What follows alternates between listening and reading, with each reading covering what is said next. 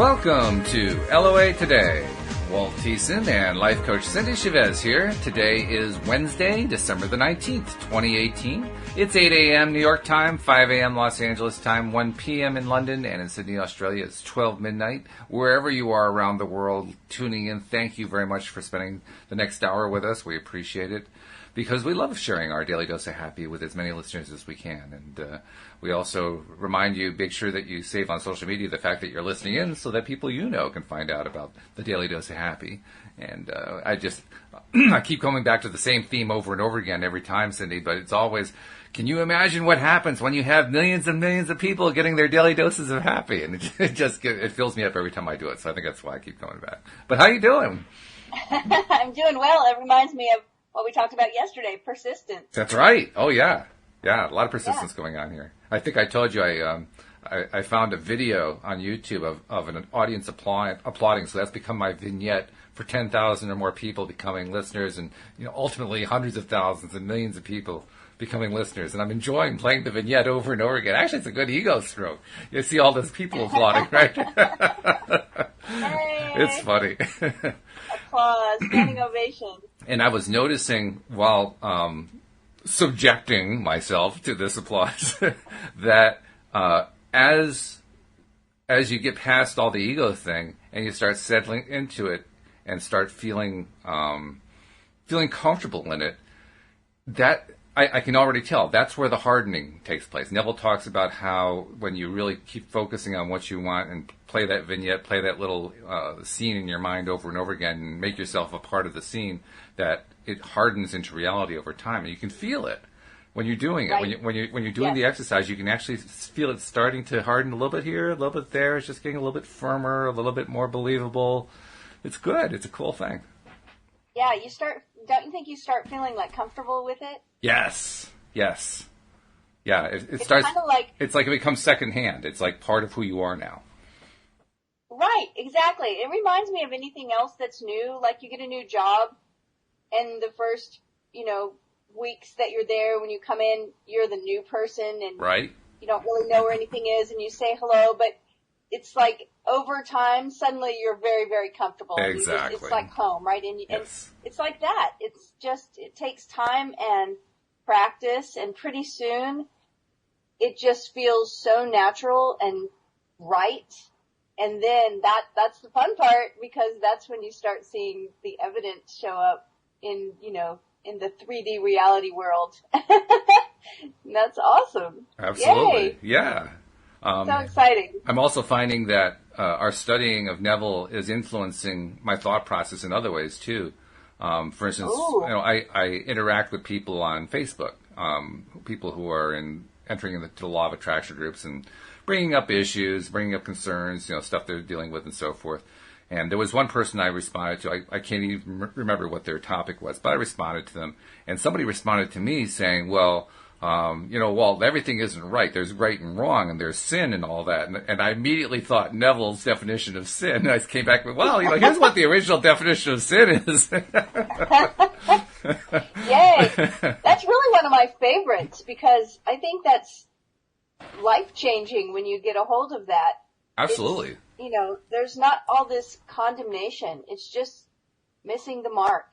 Just missing the mark. Aim and shoot again. Boy, does that make it so much of a lighter concept too. I mean, now all of a sudden you can handle the concept and you can use it to your benefit. I think that's my biggest objection to the way it often gets misused. I can now say, is that okay? You define sin as being horribly immoral. Well, then what do you do with it? There's nowhere to go. You're just down. There's no improvement from all that. So the only hope you have is to be saved. And now all the power's been taken away from you. Whereas with this approach, now all of a sudden the power is returned to us, because all we got to do is just change the aim. Oh, okay, I can handle that. Right. And it's like there's none of that heavy, weighty, guilty condemnation that says you're wrong and you're bad, and right. There's a lot of shame in that. And oh yeah. And I like to think about that same kind of transmutation, if you will, around emotions, because even in, or maybe especially in some law of attraction circles, we tend to beat ourselves up if we have an emotion that's uncomfortable. oh, I'm doing this wrong, or I'm feeling depressed, so that must mean there's something wrong with me, or I'm not doing the law of attraction right, or whatever. I'm feeling sad, so, and instead it's like, no, it's just an emotion. Mm-hmm. Just aim and shoot again. That's it. That's exactly it. Hit the target. What target do you want to hit? Oh, I want to feel better. Okay. Shoot for that target. It's just lighter. It is. Thank you, Neville. Absolutely. Thank you very much, Neville. We appreciate it. And by the way, we actually have a question before we've hardly even gotten started here. But Nasha, who's of course one of our regulars, is asking, lately I've been sleeping a lot. Does it have anything to do with my subconscious healing? Which is an interesting thought. I had never really thought about sleep as being a way of healing the subconscious, but I suppose it is. I mean, what do you think? I think sleep heals a lot of things. Yeah, it does. I mean, when we're in that particular REM rhythm and the brain waves are doing their thing, there's a particular place where we are, where it's a deep sleep that is often called or referred to as a healing sleep. Okay. I mean, that's when our body really can use, it makes sense, right? Because the energy that our body's producing, we're often spending that energy doing things, running around, getting things done. I mean, and being awake. So when we're asleep, we're still producing energy, but then that energy can be used for healing. Subconscious healing, I mean, I don't know. Why not? Sure. Yeah. I mean, everything else rejuvenates through sleep, so why not the subconscious mind too?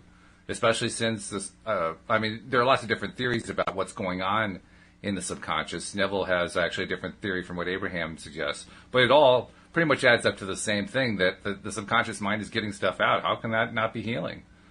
I know that, studies show that it's so funny. At one time I thought, well, you go to sleep and your brain just kind of, turns off, it just veges out, you sleep. That's not true at all. Like, our brain is more active when we're sleeping sometimes than when we're awake. Like, a lot of things once I realized that, I started, anytime I'd have a problem or, I don't want to say problem like something going wrong, it could be that, but most of the time it was a creative thing. Like, I was trying to think of some creative way, to do the next project I was doing, or I had some kind of little puzzle I was working on, and I still do this to this day. I will tell myself, instead of laying there and thinking about it and keeping myself awake, I will tell myself before I go to sleep, okay, brain, this is what I need you to work on.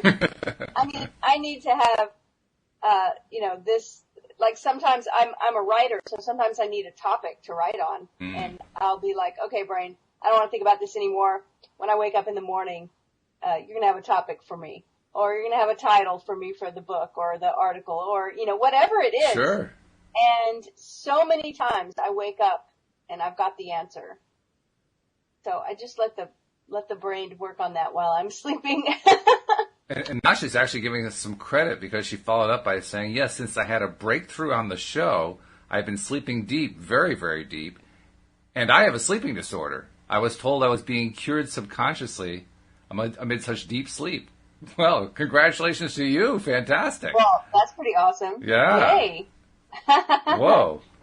Way to go. That's wonderful. Yeah. All right. So, all right. Well, we're going to be talking more about Neville today, and we left off in a great chapter yesterday, because we're now up to a chapter where we're telling Neville stories. And you know what I feel about Neville stories, or any kind of stories. I love stories. I think most people love stories. But stories, in my opinion, are like the best way to understand things. Because if you hear it explained to you, explaining, you can often pick up what it is that someone's talking about. But when it's told to you in a story, it sticks, kind of like what we were talking about with the subconscious mind. It sticks in the mind, and it just stays there. And if it's a good story, it reinforces something that you want to have reinforced. So, I mean, I love stories for that reason. I do too, and I particularly love Neville stories because most of them, or maybe all of them that I've read, the person telling the story often gives an example of the little scene that they developed for themselves. Right. And it's nice to hear the way other people come up with things, little scenes, vignettes, we like to call them, to do this work. It gives us ideas of how to do it.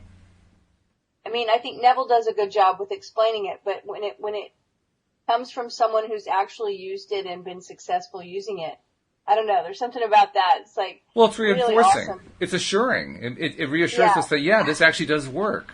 And that helps. Right. Yeah. Right. Yeah. So I'm excited too. I've been excited since yesterday morning. I think I told you after the show, I don't do an afternoon. Don't have an afternoon, right. And actually, it's kind of funny. I had a client in my office yesterday and we were winding up a session. And I still had one of my tabs open on the computer with the Neville chapter that we had been in. Ah. So just on a lark, I looked up at the place we're going to start today, actually, this next story that we're going to start with today. And I just started reading it. And I hadn't read it prior, so I didn't know what it was going to say or where it was going to lead to. I just started reading it to my client. And it was funny because some of the things in this story were pretty close to some things we had just discussed. Oh, my. So it was wow. Like synchronicity strikes again. Yeah, no kidding. That's cool. Yeah, because, yesterday we had someone, Deirdre shared in the chat, said, had you ever heard this story about Neville? And yes, said, no. that was great. She shared the story and read it, and it was like, oh, wow, that was a fantastic story. 5 minutes later, or less, we're reading the same story. Chapter, and it's the same story. It was so great. That was funny. It was good. Yeah. It was. So let's do it. Would you like to take care of our announcements before we dive in? Oh, sure. Yeah, well, we can do that. I mean, we kind of started at the beginning of the podcast, but we'll do it again. Absolutely. We want people who are not yet subscribers of the podcast to become subscribers. We've got links in almost every place where this particular either live stream or recording is placed. And if you look in the description, you'll see links. If you don't see links on those rare occasions where we forget to put them in, just go to the homepage of our website, loatoday.net, and you'll find a great big icon for Apple users and another great big icon for Android users. That'll pretty much cover most everybody. Just click the right one for whatever device you're using, and it'll just walk you right through the process of becoming a subscriber. And then, most important, make sure that you listen to the podcast when they come through, because they'll come streaming right to your phone each time that we publish them. And share on social media the fact that you're listening, because that sharing makes a huge difference. I mean, it's law of attraction in action. You're putting out there, I want more and more people to have daily doses of happy. And Facebook will help make that happen, as will the law of attraction. So you've most likely found out about us through social media. Spread the word, pass it along, help other people find out about it. Let's get everybody into a place where they're experiencing their daily doses of happy. And finally, feel free to contact us either through the live stream or by our website, or send me an email, walt@loatoday.net, or contact one of me or my co-hosts through social media channels. But contact us. Let us know what you're thinking. Ask us questions. Share your thoughts and feelings, because we'll share them on the show. And we've even had particular people, Cindy, who have sent in a question and we're blown away because we spent the entire show answering their questions. So it really does work. We really do answer the questions. Yeah, we do. Yeah, it's a lot of fun, and it's wonderful to get those questions. Oh, it is. We talked about this before, but when we get a bunch of people together, there's a reason why we call that a mastermind, because there's this thing that happens when you're brainstorming together that doesn't usually happen when you brainstorm by yourself. And that is the combination of minds and energy. So we love it when you ask questions and give us ideas, tell us what you want us to talk about. It's great. So yeah, please do that. And by the way, we have a couple more interesting wins and comments to talk about. Shireen says, I am with my kids and I can say I am happy, even if the cost of treatment is very high, so I'm happy and taking it one day at a time. Good for you, Shireen. That's good. Very good. Yeah, that's pivoting. That's good pivoting. Very, very well done. Congratulations. Yeah. And Deidre says, yes, my nephew has been having a very hard time lately, and I shared Neville's stories with him, and I actually caught my nephew dancing from being so happy. He asked if we could talk about Neville often, and I was thrilled. How about that? Oh, wow. That's exciting. Yeah. Yes. Good stuff. Yes. Good stuff. So I think I've told you this before, but I remember years ago, one of my earliest mentors was talking about energy levels and said to me, if you want to resonate at a certain level of energy, and we're not talking about energy like get up and go energy, like the Energizer Bunny kind of energy, right. But we're talking about energy such as what we find on the emotional scale, right? So the lowest levels of energy when we're feeling down or depressed or right. like a victim, and then the highest levels of it at the top of the scale, we're feeling joyful and passionate, and all the levels in between. And it was very simple advice. It was like, read books that resonate with that level of energy. Hang out with people that resonate with that level of energy. Tell stories about the things that happen at that level, whatever it is. And so that's what we're doing with Neville, and you can see that result with your nephew dancing and being happy and wanting to hear more. It's contagious. Yeah, it sure is. Nothing as contagious as joy and happiness, that's for sure. So we're ready to dive in. We are working our way through. We're on chapter 23 of The Power of Awareness by Neville. And this chapter's title is Case Histories, which is very exciting. So here we go with case history number 2 in this chapter. This is the striking story of an extremely successful businessman demonstrating the power of imagination and the law of assumption. I know this family intimately, and all the details were told to me by the son described herein. The story begins when he was 20 years old. He was next to the oldest in a large family of 9 brothers and 1 sister. The father was one of the partners in a small merchandising business. In his 18th year, the brother referred to in this story left the country in which they had lived and traveled 2,000 miles to enter college and complete his education. Shortly after his first year in college, he was called home because of a tragic event in connection with his father's business. Through the machinations of his associates, the father was not only forced out of his business, but was the object of false accusations, impugning his character and integrity. At the same time, he was deprived of his rightful share in the equity of the business. Whoa.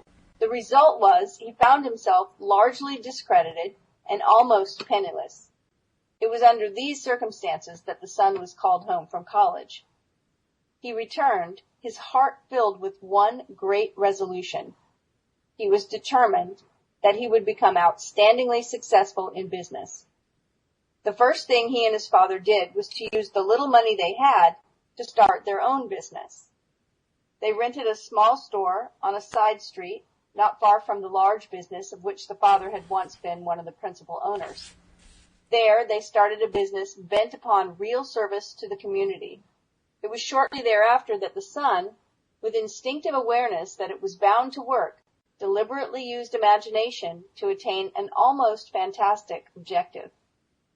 Every day, on the way to and from work, he passed the building of his father's former business, the biggest business of its kind in the country. Wow. It was one of the largest buildings, with the most prominent location in the heart of the city. On the outside of the building was a huge sign on which the name of the firm was painted in large, bold letters. Day after day, as he passed by, a great dream took shape in the son's mind. He thought of how wonderful it would be if it was his family that had this great building, his family that owned and operated this great business. One day, as he stood gazing at the building, in his imagination, he saw a completely different name on the huge sign across the entrance. Now, the large letters spelled out his family name. In these case histories, actual names are not used. For the sake of clarity, in this story, we will use hypothetical names and assume that the son's family name was Lordard. Where the sign read F.N. Moth and Company, in imagination, he actually saw the name, letter by letter, N. Lordard and Sons. He remained looking at the sign with his eyes wide open, imagining that it read N. Lordard and Sons. Twice a day, week after week, month after month, for 2 years, he saw his family name over the front of that building. He was convinced that if he felt strongly enough that a thing was true, it was bound to be the case. And by seeing in imagination his family name on the sign, which implied that they owned the business. He became convinced that one day they would own it. Mm-hmm. During this period, he told only one person what he was doing. He confided in his mother, who with loving concern tried to discourage him in order to protect him from what might be a great disappointment. And just a side note, we've often talked about that. The idea that, tell people who support you in what you're doing. Because when they don't, and they love you, this is what happens, right? Yeah, exactly. They worry about you and they try to discourage you sometimes. Yeah, it's good to be selective. Okay, despite this, he persisted day after day. 2 years later, the large company failed and the coveted building was up for sale. On the day of the sale, he seemed no nearer ownership than he had been 2 years before when he began to apply the law of assumption. During this period, they had worked hard, and their customers had implicit confidence in them. However, they had not earned anything like the amount of money required for the purchase of the property, nor did they have any source from which they could borrow the necessary capital. Making even more remote their chance of getting it was the fact that this was regarded as the most desirable property in the city, and a number of wealthy business people were prepared to buy it. Uh-huh. On the actual day of the sale, to their complete surprise, a man, almost a total stranger, came into their shop and offered to buy the property for them. Wow. Due to some unusual conditions involved in this transaction, the son's family could not even make a bid for the property. They thought the man was joking. However, this was not the case. The man explained that he had watched them for some time, admired their ability, believed in their integrity, and that supplying the capital for them to go into business on a large scale was an extremely sound investment for him. That very day, the property was theirs. Wow. What the son had persisted in seeing in his imagination was now a reality. The hunch of the stranger was more than justified. Today, this family owns not only the particular business referred to, but owns many of the largest industries in the country in which they live. The son, seeing his family name over the entrance of this great building, long before it was actually there, was using exactly the technique that produces results, by assuming the feeling that he already had what he desired, by making this a vivid reality in his imagination, by determined persistence, regardless of appearance or circumstance. He inevitably caused his dream to become a reality. Great story. Oh, fabulous. Not the least of which is because yesterday's chapter was persistence. That's what we're talking about. And here's 2 years, 2 straight years, not giving up every single day, visualizing that sign in front of that building, the building that his family had once owned, that had been their business and had been taken away from them, and visualizing that they would get that building back. And they did. Wow, what a great story. Oh, my goodness. So here's an interesting thing that stands out for me about persistence and about this story, and that is that I'm assuming, because it said he walked by it, right? Right. And I'm assuming that he was walking to work and walking probably back from work, right? So twice a day he walked by it. And so the thing that stands out to me is that there's an idea that environment trumps intention. Yeah. Right? Yeah. And what that means is that, no matter how much we want to do a certain thing, if we don't have our environment set up for it, it usually doesn't happen. Right? It's like, I'll give you an example. My mother was a tailor, and so she taught me how to sew when I was young. Mm-hmm. And I really can sew pretty much just about anything. Wow. But I don't have a sewing room in the house I live in.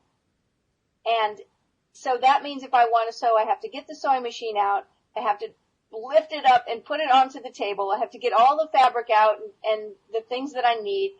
So how often do you think I ever sew? I think you just told us. Right? Because my environment trumps that intention I have to sew. Right. Now, if I had a sewing room, an environment where the sewing machine was already set up and everything was already laid out and I could just walk right in and begin my project, I'd probably sew all the time.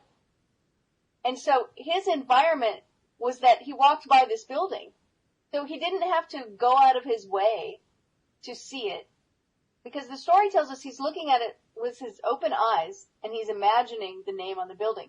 That's why I think the idea of getting into the habit of doing this exercise, not the only time, but at least every day when we fall asleep, because most of us do go to bed and go to sleep every day. Mm-hmm. And so if we become like he was in the habit of passing by the building, and that's when he did this work. Yeah, that's right. That's true. So if we will create, ways to do this work where our environment isn't trumping the intention we have to do the work, right? Where we make it easy for ourselves, I think it's going to happen. And then the other thing that really stood out is the idea of the man that was almost a total stranger came in and bought this property for them. Whoa. And that he had been watching them. Yeah. He said, I've been watching you, and I've noticed, your excellent work, and I've noticed your integrity, and I've been paying attention. And so you never know who's watching. Exactly you never right. know who might pop in and say, hey. You never know when you might get an email that says, hey, you want to do a podcast? Absolutely. Right? Absolutely. And it happens. It happens more frequently than people might realize. Right. So it's so important for us to remember that there are a whole bunch of people in the world, and that we don't know where the opportunities are going to come from. That's right. Yeah. We experience it in Louise's gardening business every year. This past year, I can remember somebody who called in, I think it was late August. He said that he had been watching us for the last 4 or 5 years. Exactly the same thing. He had been watching us for 4 or 5 years, and was impressed by what he had seen. He was impressed by the work that we had done, and he finally decided that we were the ones to come do his gardening for him. Same Amazing. thing. See, that's so fantastic. Yeah. I love hearing that. And it happens a lot. I mean, that's what word of mouth is. People talk about word of mouth where a local business is concerned, and that's your best source of business, and it's true. But what you have to understand is the way word of mouth works is people have to see what you're doing. They have to be aware of you, and when they're aware of you, then they talk about you to others, and they ask about what's going on, and they're watching and they're looking, and they're kind of keeping tabs on you. That's where word of mouth comes from. And that's how, I do believe that sometimes, we can, and I think Neville would agree with this, we can go into Neville would probably call it a prayer closet, right? But we can go into our isolated place, and we can meditate, and we can focus on something and have it happen. And I also know that sometimes letting people know what it is that we're wanting is important too. So we have to be selected, because, this person told their mother, and their mother right. worried that it wouldn't happen and they'd be disappointed. So she tried to discourage him. Then I think of like Anne Marie's story in the piano. She told everybody that they needed a better piano, That's like right. on a consistent basis. And lo and behold, someone provided one for them. Yeah, that's who true. Who never would have known if she wouldn't have been open about it. So that's one of those things I think you follow your gut instinct about. Deidre gave us a little more details about the story we just told. She said, I heard the lecture Neville gave in which he told that story to his audience.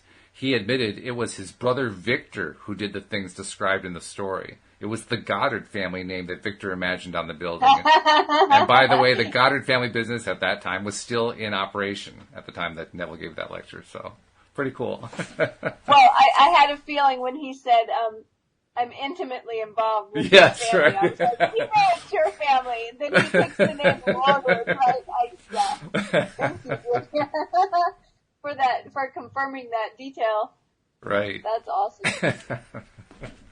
Is there anything else that stood out to you about that story, Walt? I mean, there has to be more. That's enough. There's a lot that we just discussed. That was huge. The guy who comes out of nowhere saying he's been watching the company, watching the family all these years, and says, I'm going to invest in you. Like, and on the day that the building was ready to be sold, it's like, you got to be kidding me.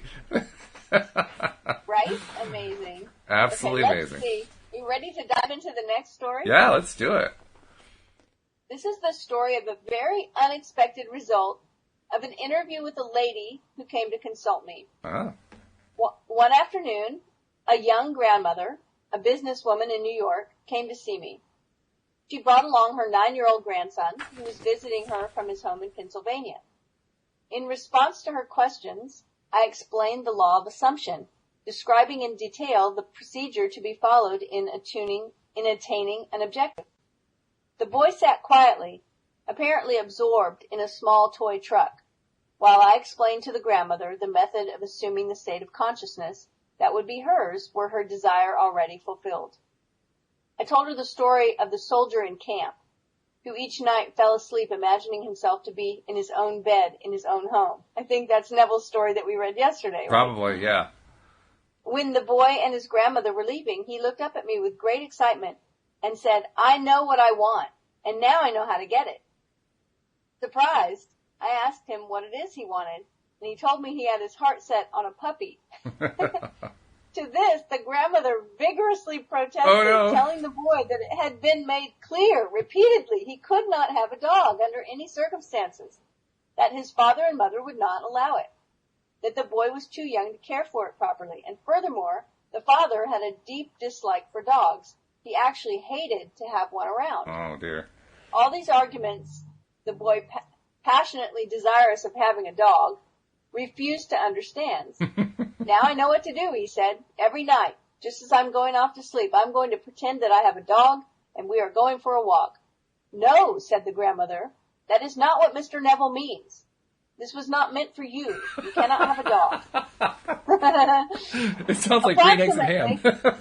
I love this paragraph. Approximately 6 weeks later, the grandmother told me what was to her an astonishing story. The boy's desire to own a dog was so intense that he had absorbed all that I had told his grandmother of how to attain one's desire, and he believed implicitly that at last he knew how to get a dog.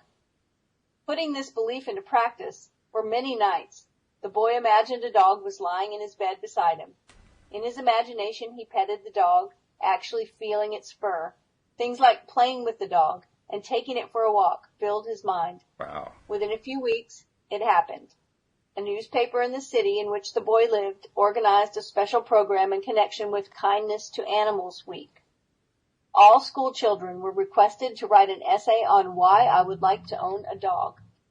After entries from all the schools were submitted and judged, the winner of the contest was announced. The very same boy who weeks before in my apartment in New York had told me, "Now I know how to get a dog," was the winner. In an elaborate ceremony, which was publicized with stories and pictures in the newspaper, the boy was awarded a beautiful collie puppy. In relating this story, the grandmother told me that if the boy had been given the money with which to buy a dog, the parents would have refused to do so and would have used it to buy a bond for the boy or put it in the savings bank for him. Furthermore, if someone had made the boy a gift of a dog, they would have refused it or given it away.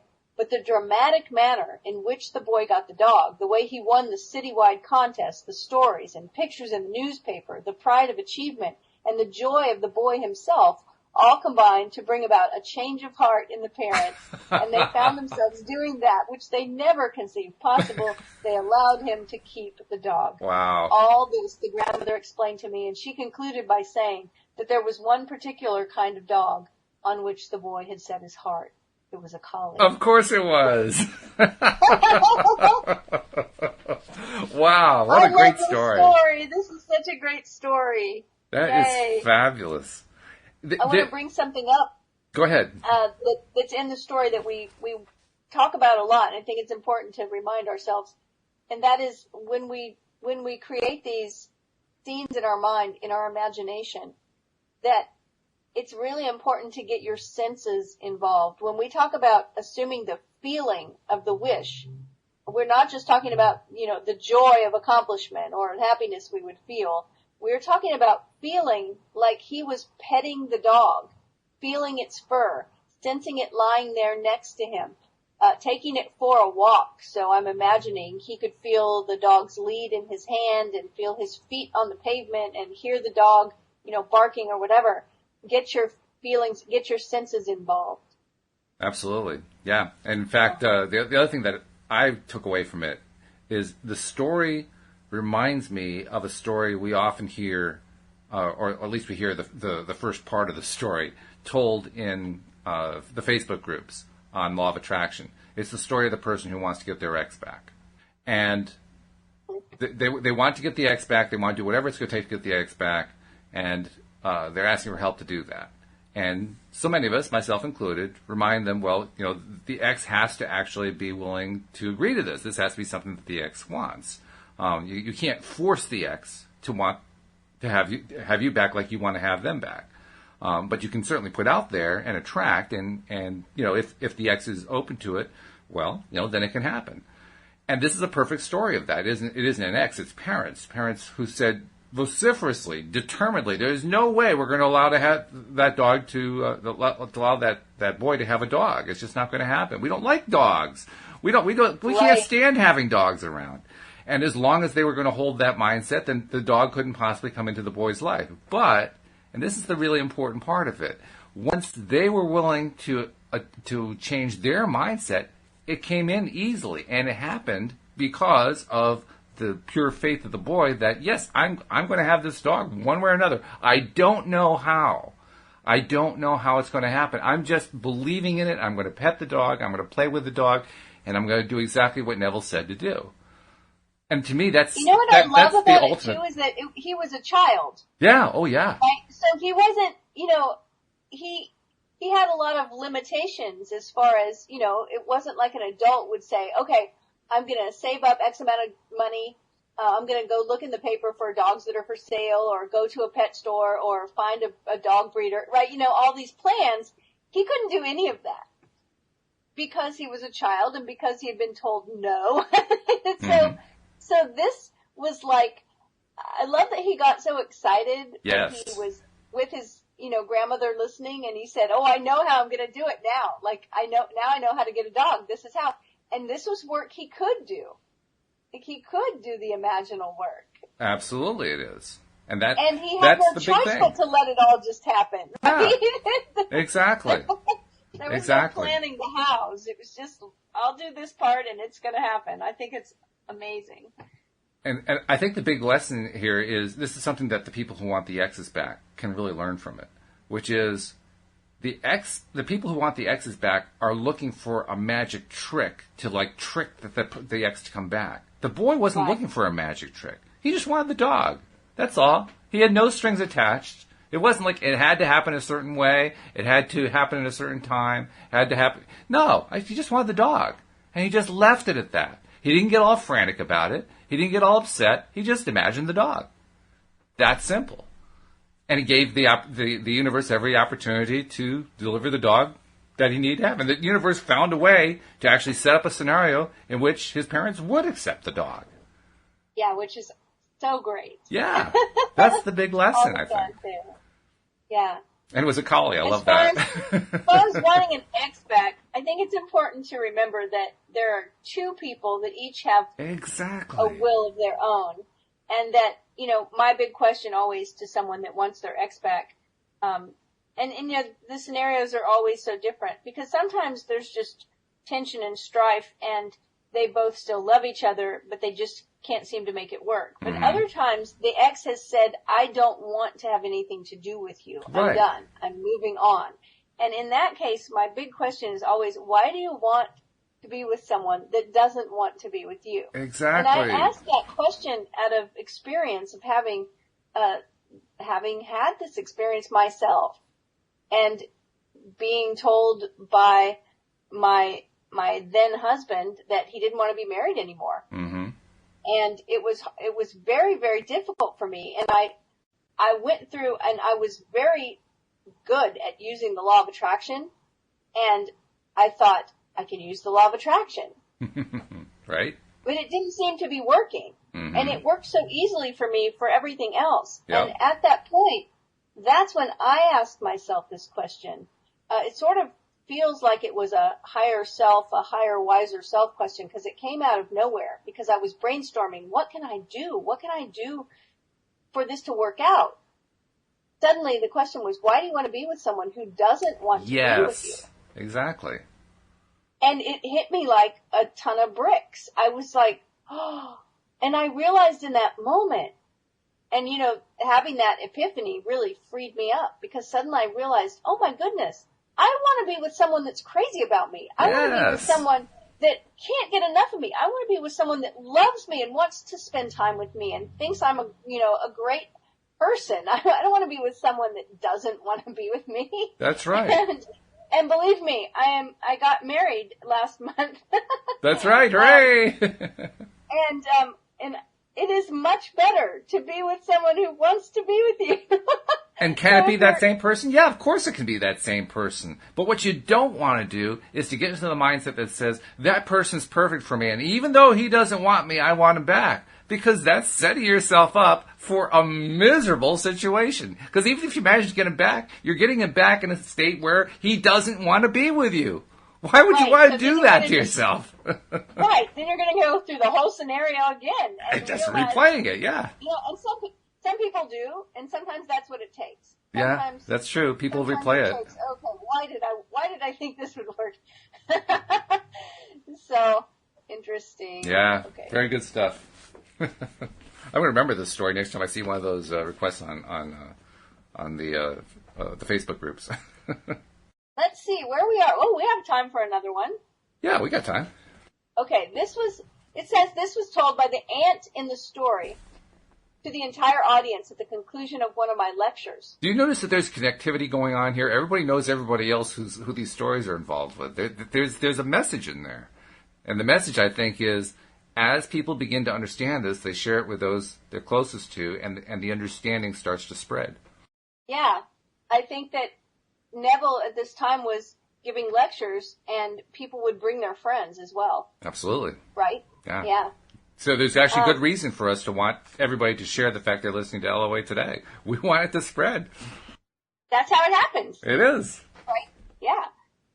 During the question period following my lecture on the law of assumption, a lady who had attended many lectures and had had personal consultation with me on a number of occasions rose and asked permission to tell a story illustrating how she had successfully used the law.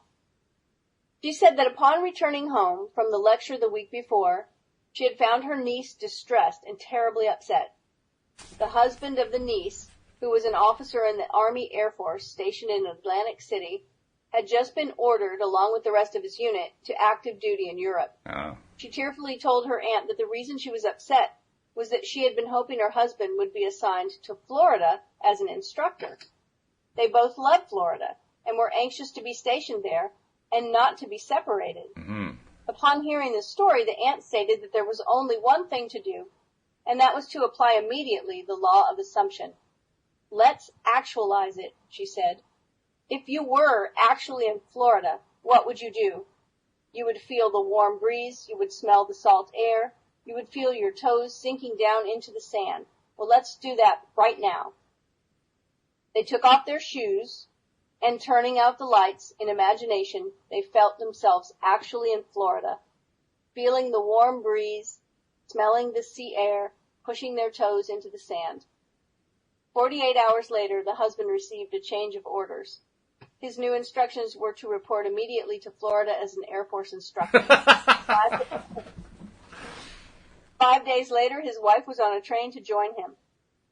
While the aunt, in order to help her niece to attain her desire, joined in with the niece in assuming the state of consciousness required, she did not go to Florida. That was not her desire. On the other hand, it was the intense longing of the niece. Yeah. Oh, that's great. You hear it? You see again, we have the senses brought into the work. Right. Yeah. Those senses are critical. Air, toes in the sand. Mm-hmm. I think that's really, really a key here that we need to be aware of. Feeling the warm breeze. Whenever I think about the senses, yeah, we all have five senses. For me, I focus on the ones that I experience the best. And for me, those are sound and feel. And so when I read there, or when you read it out loud, feel the breeze, I felt the breeze. In fact, when you were describing smelling the salt air, the sea salt air, I was actually hearing the breaking of the ocean on the land. That was my way of connecting to it. I actually could hear it better than I was seeing it. And I say that as a reminder that whatever your strongest senses are, do it in your strongest senses, because those are the ones that are going to be easiest to tap into and to make the scene real in your mind. That's what I found anyway. Yeah, I always do that too. I have a tendency when I'm putting a scene together to ask myself, what would I be hearing? Right. What would I be seeing? What would I be feeling? And I always like to remember hands and feet. It's like they were feeling their toes in the sand. I imagine when the little boy was imagining the dog that he could be imagining hands and feet, the dog's lead in the hand and his feet on the pavement or on the path. Right. Because for me, those are easy things to imagine. Yep. Yeah, so go Very with the easiest nice. ones. And notice this was 48 hours. Yeah, it was quick. I mean, they didn't have to be persistent for 2 years like the last story. This one was pretty quick. Right, and I can't remember the dog story, but I think it was weeks. So, it was, persistence is the key here, and it may take longer than you want, but be persistent. Yep, and it was. It said within a few weeks, so the dog story was a few weeks. Yeah. So this next story, it says this case is especially interesting because of the short interval of time. Oh, that's funny. We're just talking about the time. There we go. The short interval of time between the application of this law of assumption and its visible manifestation. A very prominent woman came to me in deep concern. She maintained a lovely city apartment and a large country home. But because the many demands made upon her were greater than her modest income, it was absolutely essential that she rent her apartment if she and her family were to spend the summer at their country home. In previous years, the apartment had been rented without difficulty early in the spring, but the day she came to me, the rental season for summer sublets was over. Ooh. The apartment had been in the hands of the best real estate agent for months, but no one had been interested even in coming to see it. Wow. When she had described her predicament, I explained how the law of assumption could be brought to bear on solving her problem. I suggested that by imagining the apartment had been rented by a person desiring immediate occupancy, and by assuming that this was the case, her apartment actually would be rented. In order to create the necessary feeling of naturalness, the feeling that it was already a fact that her apartment was rented, I suggested that she drift off into sleep that very night, imagining herself not in the apartment, but in whatever place she would sleep were the apartment suddenly rented. Right. She quickly grasped the idea and said that in such a situation, she would sleep in her country home, even though it was not yet open for the summer. This interview took place on a Thursday. At 9 o'clock the following Saturday morning, she phoned me from her home in the country, excited and happy. Told me that on Thursday night, she had fallen asleep actually imagining and feeling that she was sleeping in her other bed in her country home many miles away from the city apartment she was occupying. On Friday, the very next day, a highly desirable tenant, one who met all of her requirements as a responsible person, not only rented the apartment, but rented it on the condition that he could move in that very day. That's fabulous. That is fabulous. Oh, gotta love it. Gotta love it. Oh. The universe is so good. The universe is so able to deliver exactly what we need if we just let it in with our belief system. There it is, perfect, exactly the way she needed it. Oh. And at the beginning of this story, when he says she was in deep concern, it reminds me of some of the stories that we've talked about about passion and speed, right. About us having a strong emotion attached, a passionate emotion attached, having some kind of effect on the speed with which this works. It does. And I kind of see that in this story. It was very important that it happened quickly, so she had a deep concern about it. Mm-hmm. Yeah. And the only thing that we have to really remember, I think, I call that passion, having a passion for something, a strong emotional feeling for it. The only thing to keep in mind is we want to make sure that our passion is, as much as we can make it, in alignment with the thing that we want. Because she could easily have turned that concern into doubt. And now all of a sudden, her passion is working against herself. Right. But as long as she turns it into what it is she's actually wanting and trying to actually draw into her life and accept and receive, it's going to make it happen really quickly. And it sure did. The next morning, that's pretty quick. Well, I think about the scaling question we talked about before. So asking a client, right, on a scale of 1 to 10, how committed are you to having this happen? Or how much do you want this to happen or whatever? And, I've actually had a client say to me before, after telling me they wanted a certain thing and me asking that question, saying, I guess I'm about a 5. I guess I don't want it as much as I thought. Mm-hmm. Other people say, oh, it's a 10. I believe this woman would have been, it's a 10. I need this to happen. It needs to happen now, right? Absolutely, yeah. But you're right. We don't want to get attachment involved where we're so attached to the outcome. So there's a delicate balance there. There is. And also, it's not like if you're feeling as a 5 that you're dead in the water. That's the other thing to remember. We can build the passion up. We can build the excitement up. It's not like, oh, I'm only a 5. Well, I might as well just throw the dream away. No, that's not the way it works. It just means you just haven't built it up big enough yet. That's all. You can still build it up. That's the whole point of the exercise. Most of the time when someone is there is something else they want more. Mm-hmm. And sometimes they're not willing to or haven't been willing to admit it because maybe they doubt and don't think it could happen. Sure. There's often a lot of digging around that happens there until we get to what the intention is. and that comes out as we build it up. I mean, let's say we're at a 5 and we start building it up by focusing on the thing. The more that we focus on it, the more likely that hidden thing is going to come out. And once it comes out and we deal with it, all of a sudden we have the breakthrough. And that's when we can make the adjustments. Yes. To what it is we're imagining. So let's see. We've got time for one more, shall we? Yeah. Oh, hey, I'm enjoying this. I think everybody else is too. So yeah, let's do it. Only the most complete and intense use of the law of assumption could have produced such results in this extreme situation. 4 years ago, a friend of our family asked that I talk with his 28-year-old son, who was not expected to live. Ooh. He was suffering from a rare heart disease. This disease resulted in a disintegration of the organ. Oof. Long and costly medical care had been of no avail. Doctors held out no hope for recovery. For a long time, the son had been confined to his bed. His body had shrunk to almost a skeleton, and he could talk and breathe only with great difficulty. His wife and 2 small children were home when I called, and his wife was present throughout our discussion. I started by telling him that there was only one solution to any problem, and that solution was a change of attitude. Since talking exhausted him, I asked him to nod in agreement if he understood clearly what I said.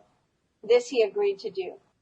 I described the facts underlying the law of consciousness. In fact, that consciousness was the only reality. I told him that the way to change any condition was to change his state of consciousness concerning it. As a specific aid in helping him to assume the feeling of already being well, I suggested that in imagination he see the doctor's face expressing incredulous amazement in finding him recovered, contrary to all reason, from the last stages of an incurable disease, that he see him double-checking in his examination and hearing him say over and over, "It's a miracle. It's a miracle." He not only understood all this clearly, but he believed it implicitly. He promised that he would faithfully follow this procedure. His wife, who had been listening intently, assured me that she too would diligently use the law of assumption and her imagination in the same way as her husband. The following day I sailed for New York, all this taking place during a winter vacation in the tropics. Several months later, I received a letter saying the son had made a miraculous recovery. On my next visit, I met him in person. He was in perfect health, actively engaged in business and thoroughly enjoying the many social activities of his friends and family. He told me that from the day I left, he never had any doubt that it would work. He described how he had faithfully followed the suggestion I had made to him and day after day had lived completely in the assumption of already being well and strong.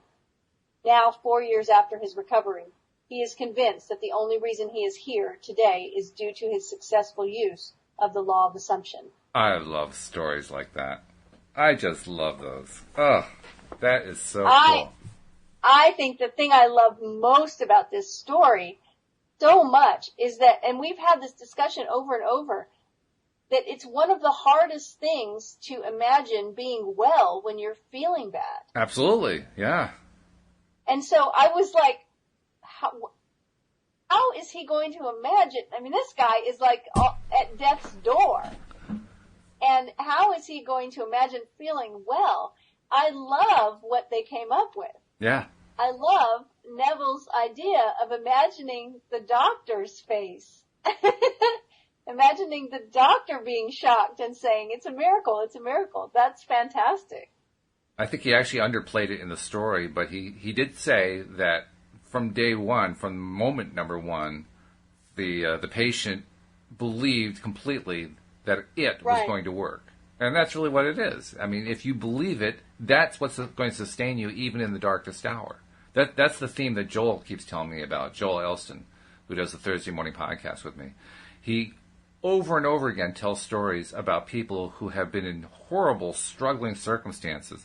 But because of those struggles, those struggled circumstances become platforms for these gigantic leaps ahead in their lives in ways that people couldn't possibly have assumed were going to happen.